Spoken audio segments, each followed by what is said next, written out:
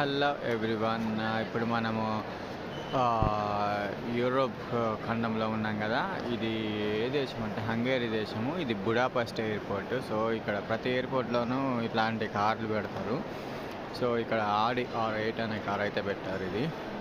ఇది only 2 seater అండి. చూస్తే మాత్రం ఇంత పొడుగ్గా పెద్దగా ఉంది. పాపం పెద్ద ఆవిడ ఎదురుస్తుంది రోజు. ఇది ఇంత పెద్దగా ఉంది కానీ 2 సీటర్ అండి. సో ఇది మన మన ఇండియన్ ఫ్యామిలీకి అయితే పనికి రాదు.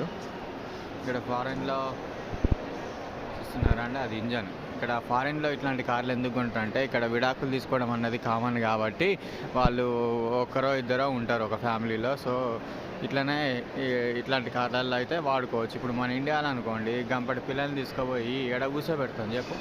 మీద కూర్చోబెట్టుకోలేము, పక్కన కూర్చోబెట్టుకోలేము. సో ఇది మనకి వర్కౌట్ కాదు ఫ్రెండ్. Like, share, subscribe.